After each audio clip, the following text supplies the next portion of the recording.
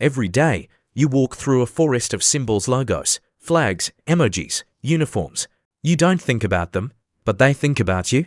They tell you who to trust, what to buy, who belongs, and who doesn't. A stop sign makes you halt, even at 3 a.m. on an empty road. A corporate logo convinces you to pay triple for the same cup of coffee. A piece of cloth with colors turns strangers into soldiers. These aren't just signs, they're commands hidden in plain sight. The wild part, symbols don't ask permission. They bypass logic, hijack your emotions, and shape your choices before you realize it. This video is about the invisible empire of symbols, their hidden power, their strange history, and why they may be ruling you more than any government ever could. Number 9. Before symbols sold sneakers or built nations, they kept us alive. The human brain is a lazy machine, it craves shortcuts. A skull carved on a rock, danger. A circle of ash on the ground, fire. A bloody handprint, run. Early humans couldn't afford to stop and analyze every situation. They needed quick cues, visual codes burned into memory. That's how lightning became a god's anger, or red berries became don't eat. Symbols compressed whole survival manuals into a glance. What's wild is how this survival coding still runs our lives. A red light makes your foot slam the brake, even when the road is empty. A crosswalk sign tells you when it's safe, and your body obeys before your brain debates. You don't think, you just act. Symbols worked because they spoke faster than words, and once your brain linked meaning to a shape, it never forgot. That's why corporations today hijack this instinct. A swoosh or a golden arch triggers trust, hunger, loyalty, not because they're logical, but because they're symbolic survival buttons repurposed for profit. So the next time you stop at a sign or crave food at a logo, remember, you're not making a choice. You're obeying ancient programming in a world still ruled by symbols. Number 8. Long before we had passports or ID cards, humans wore their membership on their bodies. Symbols weren't decoration, they were declarations. I belong here, I am one of you. Think of war paint, clan tattoos, or animal totems. These marks weren't fashion, they were survival insurance. They told allies who to trust and enemies who to fear. If you bore the wrong mark in the wrong place, you weren't just out of style, you were dead. Fast forward to today, and we're not so different. Team logos on jerseys, flags on backpacks, religious symbols around necks, each one is a silent password into a tribe. They say, "This is my people, these are my rules. If you're not with us, you're against us." What makes symbols powerful is their efficiency. A single sign unites millions without a word spoken. A cross, a crescent, a star, or a rainbow flag each compresses entire identities, histories, and struggles into one image. But here's the dark twist. The same power that unites also divides. The line between belonging and exclusion is just a symbol wide. So the next time you wear a logo or wave a flag, ask yourself, are you expressing who you are, or are you letting a symbol decide it for you? Number 7. Rulers have always known a secret. You don't need to control people's bodies if you can control their symbols. Think of crowns. It's just metal and jewels, yet put it on someone's head and suddenly they're divine. Or thrones, just chairs, until they radiate authority. Ancient empires stamped their power on coins, monuments, and banners. The Roman eagle, the pharaoh's ankh, the Nazi swastika, or simple designs turned into weapons of obedience because they bypassed debate. You don't argue with a flag, you salute it. A ruler who mastered symbols could command millions without ever lifting a sword. Political logos, corporate branding, national flags at the Olympics, they're not neutral. They're engineered to stir loyalty, pride, or fear. People fight wars over colors on cloth. They kill and die for symbols they can't even explain. So the next time you see a crown, a logo, or a flag, ask, is it just cloth and metal, or is it a leash you've been trained to hold? Number 6. If power uses symbols to rule bodies, religion uses them to rule souls. From the dawn of belief, humans carved the invisible into visible signs. The cross, the crescent, the Star of David, each one compresses centuries of faith, sacrifice, and struggle into a shape you can draw in seconds. Hindu yantras, Buddhist mandalas, Native American medicine wheels, sacred geometry designed not just to represent gods, but to channel them. A symbol wasn't decoration, it was a doorway. Because the divine is abstract, untouchable. But carve it into stone or paint it on a wall, and suddenly it feels close, portable, controllable. And symbols don't just unify believers, they terrify outsiders. A curse scrawled on parchment, an amulet worn against evil, or even the dreaded mark of heresy, symbols carried weight because people believed they did. Even now, we treat sacred symbols with reverence. People kneel before them, tattoo them on skin, defend them with laws. So when you see a sacred sign, remember, it's not just belief on display. It's a centuries-old contract between humans and the unseen. Number 5. If religion owns your soul, branding rents your wallet. Companies don't just sell products, they sell symbols. Take the golden arches of McDonald's to bent lines, and suddenly you're hungry.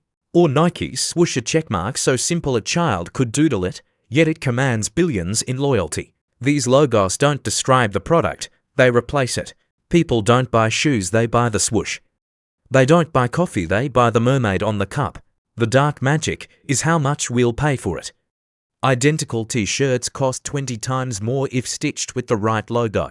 A handbag becomes a status badge, not a container. A bitten apple glows like a technological halo. And here's the kicker. We know it's manipulation, but we still obey. So next time you hand over cash for a logo, ask, did you choose it, or did the symbol choose you? Number 4. Politics runs on symbols the way cars run on gas. No candidate ever says, trust me, I'm complicated. Instead, they wrap themselves in flags, slogans, and colors. Think of the hammer and sickle, the swastika, the raised fist. Each one is a shortcut, a promise, a threat, a whole worldview condensed into an image. Propaganda thrives on this efficiency. You don't need essays when a poster with bold shapes and colors can stir rage, pride, or fear in seconds. Because symbols travel faster than facts, they don't ask you to think, they demand you feel. A flag flapping in the wind during a speech says more than paragraphs ever could. And when repeated enough, the symbol becomes inseparable from identity. The danger is how easily they're weaponized. A symbol that unites today can justify violence tomorrow. So when you see a politician kissing a flag or wearing a pin, remember, you're not watching sincerity, you're watching stagecraft. Number 3. We think symbols belong to churches, parliaments, or corporations. But the truth is they live in your kitchen, your phone, even your closet. Take emojis, a yellow face with 2 curved lines. Instantly joy, add a tear, and it becomes heartbreak. A tiny picture saves you a paragraph. That's not decoration, it's symbolic shorthand running your digital emotions. Or think of weddings, rings, white dresses, cutting cake. None of these are necessary for love, yet without them, people feel something's missing. Everyday rituals are drenched in symbols we rarely question. Even colors play their role. Red means danger on the road, but passion on Valentine's cards. Black is mourning in the West, elegance in fashion, and power in business suits. The same pigment shifts its command depending on context. You stop at lines painted on asphalt, you trust green lights, blue checkmarks, and gold stars. Symbols shape your day before you've had breakfast. So while it's easy to laugh at ancient people worshipping carvings or charms, look closer. Your world runs on icons too, just smaller, shinier, and glowing from a screen in your pocket. Number 2. Even when you close your eyes, symbols don't let go. They slip into your dreams, disguising themselves as stories you never volunteered to watch. A falling tooth, a snake in the grass, showing up late to an exam. These aren't random glitches, they're the subconscious speaking in code. Freud called dreams the royal road to the unconscious, and symbols were the signposts along the way. A snake might mean danger, desire, or transformation. A house might be safety or a prison. The meaning isn't fixed, it's shaped by the dreamer. Because the subconscious doesn't write essays, it paints with images. That's why myths across cultures share the same dream symbols: floods, monsters, heroes. Even advertisers know this. That's why commercials slip symbols into your waking dreams: water for purity, fire for passion, wings for freedom. They aren't selling products, they're hijacking the same subconscious pathways your ancestors used to tell myths around the fire. So the next time you wake up sweating from a dream, remember, it wasn't nonsense. It was your brain reminding you that even asleep, you live in a kingdom ruled by symbols. Number 1. If symbols once lived on cave walls and flags, today they glow on screens and their power is only multiplying. Think about it. A blue checkmark can make someone famous overnight. A hashtag can ignite revolutions. A meme, nothing more than an image with text, can topple reputations faster than any sword. Digital symbols travel at light speed, shaping reality before truth has time to catch up. Emojis evolve into entire languages. Virtual reality worlds already use symbols as architecture, icons you can touch, portals you can walk through. In the future, symbols won't just guide behavior, they'll construct entire realities. Here's the unsettling part: as symbols get stronger, the line between what's real and what's symbolic blurs. Is money just paper, or the symbol of value? Is your online profile you, or just a symbol pretending to be you? So the future of symbols isn't about decoration, it's about domination. They won't just rule nations or markets, they'll rule perception itself. So there it is, the empire of symbols, ruling us in ways we barely notice. From cave carvings to corporate logos, from sacred relics to glowing emojis, symbols have always been more than decoration.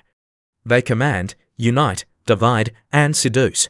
The wildest part, we think we control them, but often, they control us. Every time you salute a flag, trust a logo, or tap a heart icon, you're participating in rituals older than history.